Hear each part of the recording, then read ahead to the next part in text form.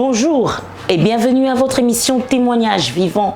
Je suis Marie-Claire Massing pour vous conduire dans ce dernier épisode de Témoignages vivants avec Gaël Steve Nono intitulé Vie transformée. C'est en annonçant l'évangile et dans l'encadrement des âmes que notre témoin Gaël Steve Nono a trouvé la chair de sa chair, l'os de ses os. Heureusement que par la suite, ils sont devenus une seule chair. C'est pourquoi, ensemble, ils ont traversé des épreuves difficiles, ne comptant que sur Dieu. Famille, Église se sont mobilisés dans la prière pour avoir le miracle de Dieu. Quelle a été la réponse de l'Éternel? C'est tout de suite dans Vie transformée, épisode 3, intitulé L'épreuve. Au lendemain de ma nouvelle naissance, j'avais commencé à encadrer mes camarades, ceux qui trouvaient que mon histoire était alléchante, du moins ceux de mes camarades qui se rapprochaient de moi, puisque j'étais un facilitateur dans les relations filles-garçons. Je facilitais les rencontres, je faisais un bon nombre de choses. Donc, j'avais commencé à partager, à prêcher l'évangile à des camarades en classe de première.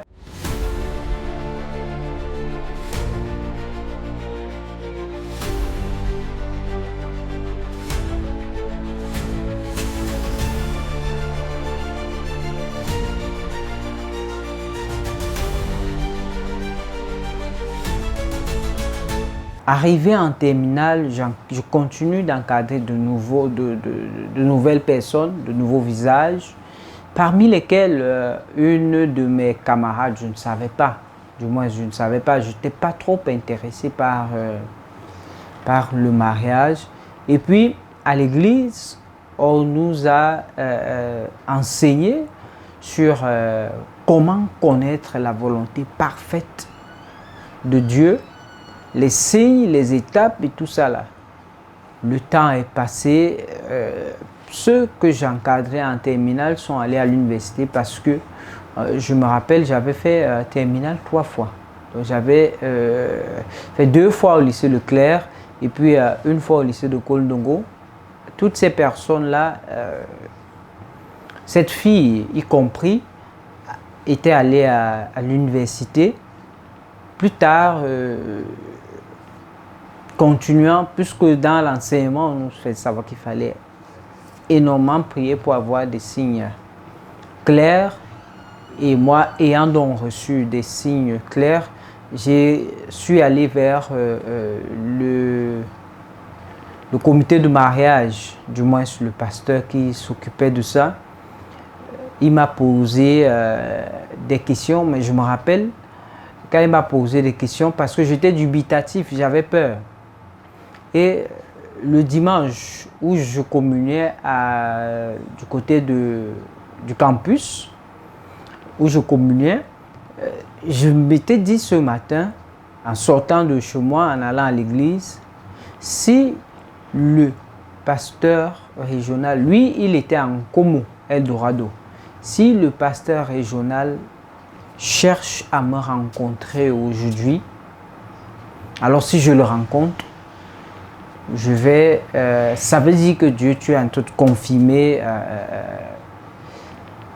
cette affection profonde, cet amour profond que j'ai envers la sœur Diane que j'ai finalement épousée.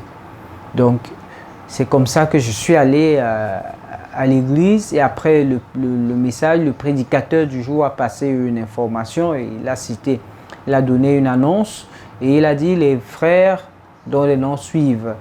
Il a donné certains noms et puis avec certaines sœurs, parmi les noms qu'il a cités, il y avait mon nom et puis il a dit le pasteur régional veut vous rencontrer aujourd'hui en Como. C'est quand il dit ça que je me rappelle de ma prière que j'ai faite et de ce que j'avais déclaré.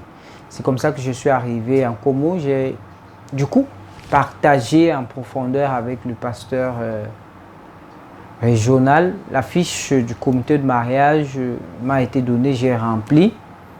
Et puis comme après avoir rempli la fiche, il est strictement interdit d'aller vers la sœur. On n'a rien à lui dire, on ne doit pas aller faire des conversations pour faciliter. Il faut prier jusqu'à ce qu'elle aussi, elle ait une orientation du moins spirituelle, une orientation dans le sens du mariage.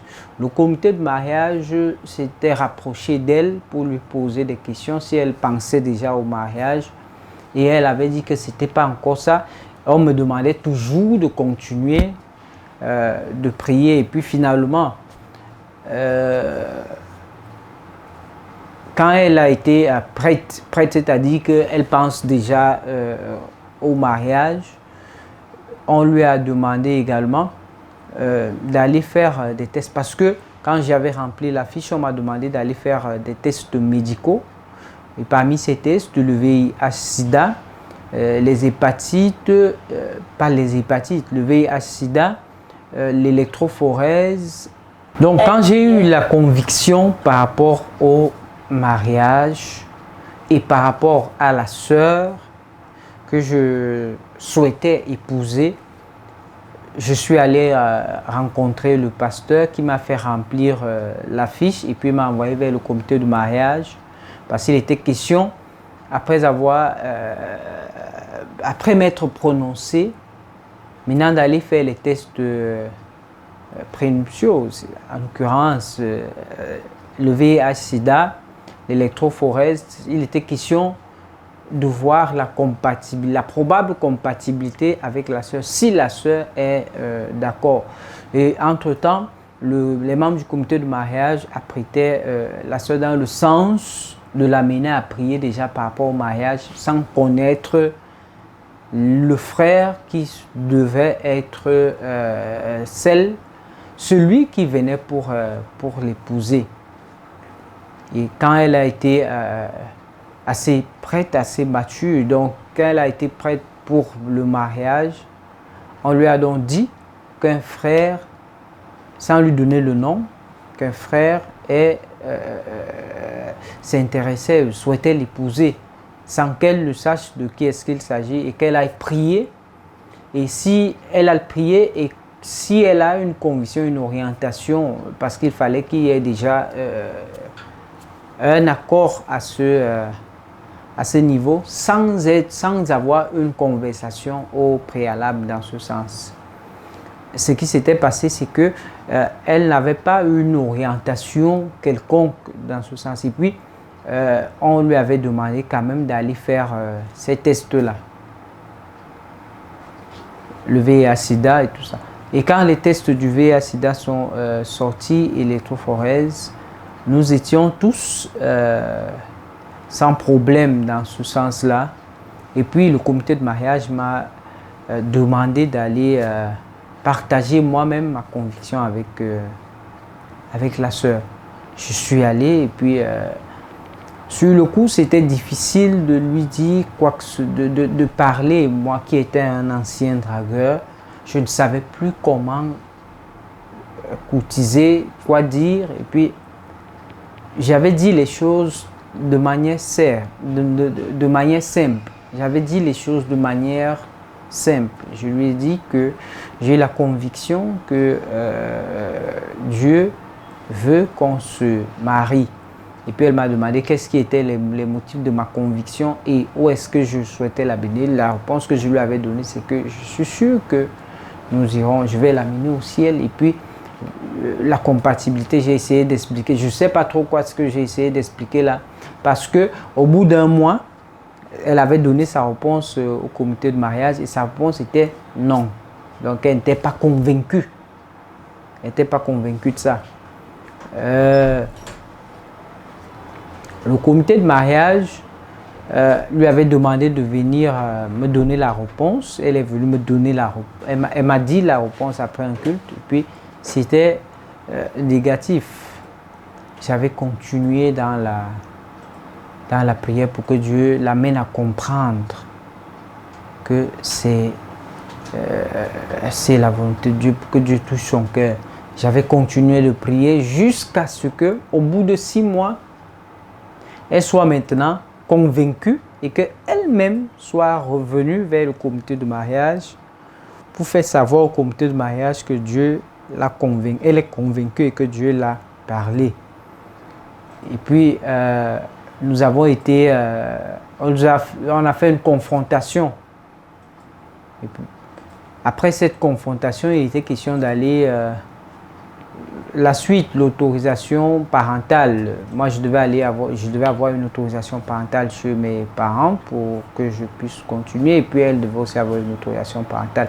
Il y a eu des défis à ce niveau-là parce que sa maman qui était dans notre assemblée ne voulait pas entendre parler de cette affaire. Là encore, il m'a été conseillé de prier jusqu'à ce que sa maman soit aussi convaincue que c'est la volonté de Dieu. Parce que les propos de sa maman, c'était « Ok, moi aussi je suis à l'église. Si vous dites que c'est la volonté parfaite de Dieu, que Dieu me parle aussi. » Et je me suis remis dans la prière. J'ai prié jusqu'à ce que Dieu touche le cœur de sa maman, qui finalement est devenue celle qui nous a exercé une pression pour qu'on se marie. Celle qui plus tard refusait et ne voulait pas entendre est devenue celle qui mettait la pression qu'on se marie et puis tout ça. Et quand sa maman a été d'accord, on nous a donc mis dans on a donc déclaré les fiançailles pendant relativement 7 mois. On a fait 7 mois de fiançailles. Et pendant qu'on nous entretenait, parce qu'on prenait des enseignes, il y avait des enseignements, et on nous avait fait savoir qu'il était sage de tout dire à notre futur époux, donc à notre partenaire, qu'on dise tout, qu'on ne cache rien. Et tout ce que je vous ai partagé, je lui avais dit toutes les relations que j'ai eues dans le passé, ce que j'ai fait, toutes ces choses-là, je lui avais fait savoir, même mon état de santé qui était ma santé qui n'était pas très bonne, parce que parmi les tests qu'on demande souvent, il y a l'hépatite B. Moi, dans des soucis, je lui avais dit que j'étais porteur de l'hépatite B. Et quand je lui avais dit que j'étais porteur, on était encore fiancés. Je savais qu'elle pouvait rompre les fiançailles par rapport à cette situation-là, mais j'avais pris sur moi d'être transparent et je lui avais tout dit, que j'étais porteur de l'hépatite B. Et je lui avais dit, si elle veut qu'on arrête, on peut arrêter. Et par la grâce de Dieu, elle étant donc déjà convaincue, comme elle a dit, elle a dit que c'est la volonté de Dieu, et puis nous nous sommes mariés. La faveur de Dieu en lui, c'est l'épouse qu'il a. Parce que si c'était nos jeunes filles d'aujourd'hui, Diane ne serait plus avec lui. Elle a su supporter tout cela en silence. Mais avant qu'on se marie, je me faisais déjà suivre. J'étais pris en charge. Elle a fait le vaccin. Elle a fait le vaccin contre cette maladie-là. Elle a fait le vaccin et puis finalement, par la grâce de Dieu, on s'est mariés. C'était une bonne chose. Sauf que il y a eu un autre moment pas évident. Au bout, naturellement et normalement, au bout de 9 mois un an, je vais dire oui, au bout de 1 an de vie maritale, mon épouse est tombée enceinte. Et c'était les jumeaux. Étant donc tombée enceinte, 2 semaines après son accouchement, je pratiquais déjà ce métier de journaliste et j'étais en service à 7 News. 2 semaines après son accouchement, j'ai fait un AVC hémorragique. un AVC hémorragique. Et j'avais passé, durant cet AVC, j'avais passé beaucoup de moments dans l'inconscience, beaucoup de temps dans l'inconscience, 2 semaines de coma et 3 mois d'inconscience. C'est vrai qu'à ce niveau-là, les médecins disent que c'était 2 mois de coma, certains disent que c'était 2 mois de coma, d'autres disent que c'était l'inconscience, mais c'était pas exactement, j'avais passé au moins 2 semaines de coma. J'avais eu la chance d'être au chevet de son lit pendant tous les 30 jours où il ne savait même pas là où il était. Et ça n'avait pas été facile. Et je viens rappeler ici, sa femme venait à peine d'accoucher leurs premiers enfants, les 2 jumeaux, pendant que la femme était en train de se battre pour porter les jumeaux à la maison. Lui, il était à l'hôpital et il fallait que nous soyons là pour essayer d'alléger un peu la tâche à sa femme. Et quelques années plus tard, Gaël Steve est debout aujourd'hui. Et c'est pour nous un plaisir et un privilège de pouvoir rendre grâce à Dieu parce que n'eût été la grâce de Dieu, nous ne savions pas s'il pouvait être debout aujourd'hui. Quand il a su que ce papa qui était là n'était pas son père géniteur, il ne s'est pas contenté du traitement. Il a plutôt allé au fond de la vérité. Il n'a pas voulu que cela continue ainsi. Les épreuves, jusqu'au jour où, je vous assure, son épouse tombe enceinte. L'accouchement, c'est par césarienne et c'est des jumeaux. Nous avons vu la main de Dieu. Nous avons vu la main de Dieu. Ça n'avait pas été facile pour sa jeune femme. J'étais là. J'ai vu la présence de Dieu dans sa vie. Pendant que les enfants là sont nés d'une césarienne, avant même que sa jeune femme ne se remette. Et à l'époque, il faisait aussi, il travaillait dans une chaîne de télévision. Ah oui, avec le stress du travail, le stress de la vie, la situation qu'il venait de passer. Moi, je ne sais pas si c'est cela qui lui avait causé maintenant l'AVC. C'était tout autre chose. Gaël est né devant mes yeux. C'est mon fils, je le connais bien. Parce que né comme 5e enfant de ma grande sœur, ceci devant mes yeux. Sortant du ventre, j'étais la première des personnes à l'accueillir, portée sur mes 2 bras. Il a vécu et grandi un enfant un peu têtu. Un enfant qui savait dire oui quand il faut dire oui, non quand il dit non. Maintenant, Gaël grandit encore entre mes mains à ça, parce qu'il s'intéressait au football, beaucoup au football. C'est comme ça qu'il vient passer les congés chez moi, les vacances chez moi à ça. Il y a une coupe top qui a été organisée, comme mon mari, mon défunt époux était sous-préfet. C'est comme ça que Gaël entre à jouer la coupe top. C'est comme ça que les bras serrés, il a été sélectionné par les bras serrés pour aller à l'école de foot.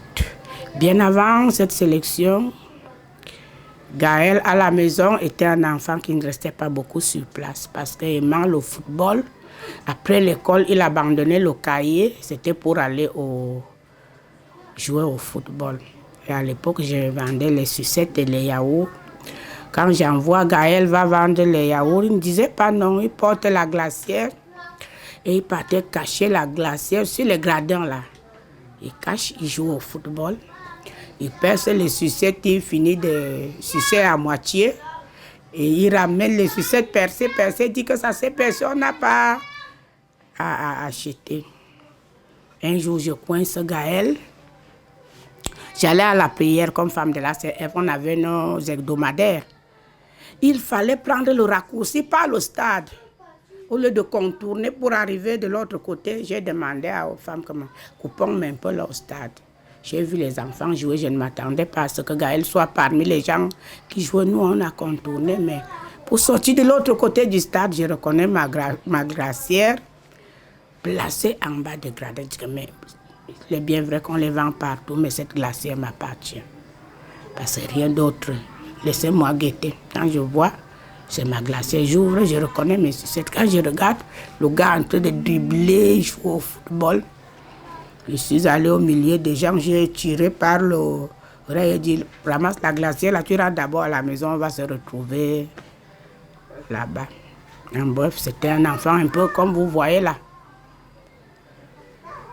Mais ce qui le caractérisait, c'est parfois quand il est coincé, il passait aux aveux. C'est comme ça qu'il va à Ebolova. Choisi par la brasserie pour entrer à l'école de football. Et il était on l'a envoyé à Ebolova. Il a été logé chez un collègue à mon défunt époux. Là-bas aussi, ce n'était pas du chocolat. La maman de la maison m'appelait régulièrement pour se plaindre de lui parce qu'il jonglait un peu beaucoup. Il négligeait un peu l'école, pour dire la vérité. Il aimait le football. Il faisait des cache-cache avec ses soeurs à la maison. La maman me signalait toujours, il disait qu'on va faire comment on supporte. Avec la maman, c'est comme il sait dire non. Parfois, quand il fait sa chose, la maman veut dire que non, ce n'est pas comme ça. Il dit non, c'est pour moi. Ça m'appartient. C'est comme ça que j'ai connu Gaël. Il aimait les petites jeunes filles, même bien avant l'âge mature.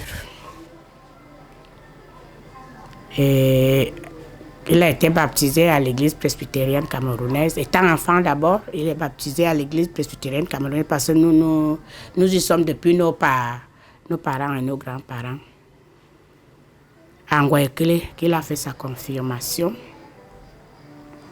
Un moment après, il n'a pas caché, il nous a dit qu'il n'est plus avec nous parce qu'il a découvert la vérité quelque part. Il est entré dans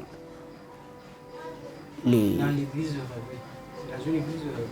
église de réveil. Chez nous, on est libre parce que quand l'enfant est petit, tu peux choisir un chemin pour l'enfant. Mais devenu grand, il est libre de choisir un autre pourvu qu'il soit à la suite de Jésus-Christ. Nous ne sommes pas opposés. C'est à partir de là que j'ai vu la transformation de Gaël. C'est à ce moment que Gaël, j'ai compris qu'il a touché du doigt Jésus-Christ. Il a trouvé la vérité et le chemin parce que c'était d'abord avec sa maman. Parce que nous sommes là pour dire la vérité. Il a été conçu d'un homme, sa mère était jeune, elle avait un ami. Pour jongler comme les filles jonglaient à l'époque, il a dû accuser quelqu'un d'autre que tu es le père. Même Gaël a affronté ses parents. Il a dit au deuxième père que si tu t'occupes de moi parce que tu es l'ami de ma mère, oui. Mais en tant que fils, je suis ton fils parce que tu aimes ma mère. Mais je ne suis pas ton fils. Tu n'es pas mon géniteur. Je connais mon géniteur. Je suis fatiguée de vivre dans le mensonge. Il a affronté ce monsieur que je connais qui est mon père. Maman t'a trompé, mais moi je ne peux pas continuer de vivre dans ce mensonge. Continuez votre amitié, mais pas que ce ne soit pas à cause de moi. Comme fils, je ne suis pas ton fils. Je suis bien ton fils, tu es père, mais tu n'es pas mon géniteur. Ça a touché sa maman. Elle s'est fâchée, elle dit, tu n'as pas à te fâcher. Laisse cet enfant, il connaît la vérité, il connaît Jésus. Ça aurait été mieux comme ça que de continuer à tromper cet homme. Toi-même, tu sais qu'il n'est pas son père. C'est là où j'ai plié le doigt. C'était un combat avec sa mère. Quand il m'a dit en pleurant, si tu n'as pas le droit de pleurer, il a brisé quelque chose que toi-même tu as été incapable de faire. Laisse l'enfant suivre Jésus. Quand on suit Jésus, on doit être vrai. On doit savoir dire la vérité, vraiment. Pour moi, j'ai compris. J'ai dit à la maman que laisse l'enfant sur ce chemin. Je vous assure que ça n'a pas été facile. C'était un enfant plein de santé. À partir de ce moment, tous les malheurs de Gaël sont arrivés. Les vacances qui suivaient, on a amené Gaël à Douala, passé les congés à Douala. C'est de là qu'on nous appelle. Nous étions à l'époque à Zogla, dans un village en train de faire les champs.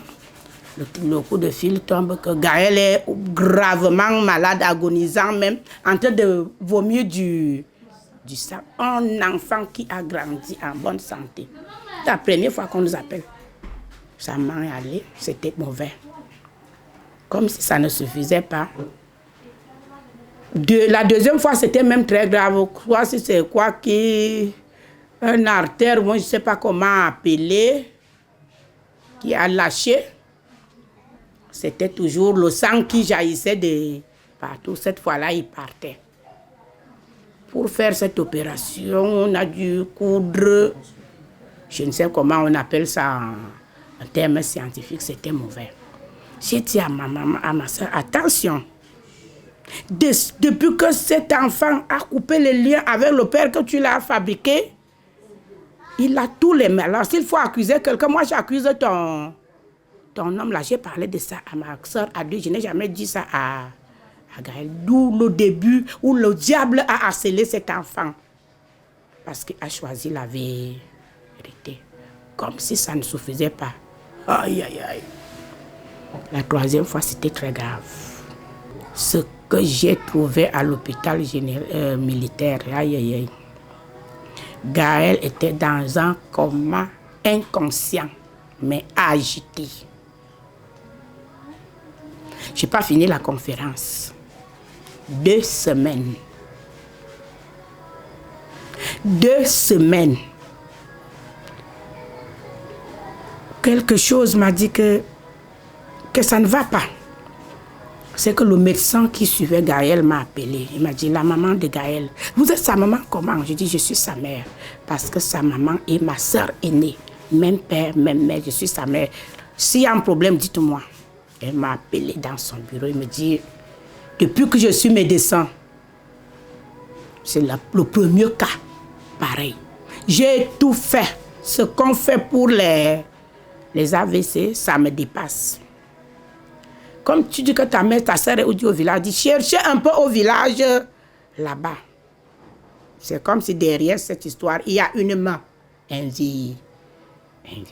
J'ai dit, Seigneur, j'ai grandi de mon père et de ma mère. Ils ne m'ont jamais amené chez les marabouts. Je n'ai même pas une trace de l'âme sur moi. Parce que mon père était contre. Cet enfant vient de loin. Le diable a voulu en finir avec cet enfant. Le pasteur du frère Steve, j'ai eu à vivre avec lui des moments particulièrement difficiles parce que c'est un frère qui est passé par des cas de maladies extrêmes. C'est un frère avec qui je collaborais déjà dans le cadre du GCF et j'ai appris qu'il était malade. Et le frère qui nous a annoncé la maladie nous a dit que la maladie était très très grave. J'ai donc pris la décision avec mon épouse d'arriver à l'hôpital. Et je peux vous dire que l'état dans lequel j'ai trouvé ce frère à l'hôpital m'a fait pratiquement couler les larmes. Quand on était en train de prier même pour lui et que je voyais son état couché sur le lit, je priais en disant en même temps à Dieu, Seigneur, aie miséricorde de ce frère. Parce que je l'ai connu dans ses activités du GCF, il m'a de temps en temps invité. À l'époque, je jouais à l'instrument, j'étais guitariste et on a eu à travailler pour l'œuvre de Dieu. Je le connaissais comme un frère tellement engagé pour l'œuvre du Seigneur. Quand je l'ai vu dans cet état, j'ai crié, Seigneur, souviens-toi de ce frère. Et gloire soit rendue à Dieu parce que aujourd'hui nous sommes encore là, nous sommes encore ensemble, nous pouvons travailler encore ensemble. Le Seigneur l'a véritablement restauré. Mais pour vous dire vrai, son état de santé n'était pas, lorsqu'on le regardait, on se disait est-ce qu'on pourra encore être là demain ensemble? Mais parce que nous servons un Dieu tout-puissant, nous servons un Dieu de miracles, le Seigneur s'est manifesté et le frère a été guéri. Puisque j'étais considéré comme un sujet jeune qui ne devait pas faire ce genre de maladie. On avait fait des prélèvements envoyés en France pour voir l'origine, les raisons pour lesquelles j'avais fait cet AVC. Et comme ça perturbait un peu les médecins, on m'avait fait savoir quand j'étais revenu, quand on avait demandé de me ramener à la maison parce que ce n'était plus... c'était un cas désespéré. À tout moment, mon épouse me le raconte souvent, qu'elle avait arrêté de venir à l'hôpital parce que le médecin, du moins l'un des médecins, lui disait toujours « Madame, votre époux peut mourir à tout moment, tant que le sang circule toujours dans son cerveau. » Et puis, elle avait arrêté, elle était choquée. Et du coup, à chaque fois qu'on ouvrait le portail, nous habitions en ce moment-là à Souperette au rond-point Express. À chaque fois qu'on ouvrait le portail, elle se disait qu'on venait lui annoncer le décès, c'est-à-dire ma mort. C'était une période de traumatisme pour elle. Pour revenir, la semaine où on a donc décidé de partir, l'église continuait de prier. L'église continuait de prier. Et puis, j'ai commencé à bouger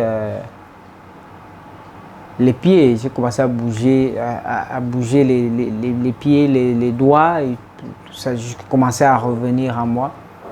C'était comme ça que j'avais été sorti de cette situation, étant revenu. C'est vrai que sorti de ce coma, je suis sorti hémiplégique. Hémiplégique, c'est-à-dire une paralysie partielle. Une paralysie partielle. J'étais partiellement paralysé. J'allais en chaise roulante. Et à mesure que l'Église continuait de prier, que nous continuons de faire confiance en Dieu, l'hépatite dont je souffrais avait été guérie. L'hépatite dont je souffrais avait déjà, l'ADN du virus était non détectable, avait été guéri. Au moment où je faisais l'AVC, les examens qu'on faisait pour essayer de comprendre pourquoi j'avais fait l'AVC, c'était foie anormal à contour bocellé. C'est-à-dire mon foie était déjà attaqué par le virus. Et puis, quelques temps après, justement, quand l'ADN du virus était indétectable, que j'avais été guéri, les résultats jusqu'à ce jour, c'est foie normal à contour régulier. Pendant les épreuves, ni Gaël ni son épouse Diane n'ont régné Dieu. Ce Dieu alors fidèle a répondu à leurs cris et à ceux de leurs proches. C'est pourquoi le séjour des morts n'a pas pu engloutir l'âme de Gaël, qui est remonté de ce séjour vivant et encore plus guéri de l'hépatite. Le papa et la maman vont bien, et bien plus encore d'ailleurs. La petite famille s'est agrandie avec la naissance d'un nouveau bébé. Que le nom du Seigneur soit glorifié.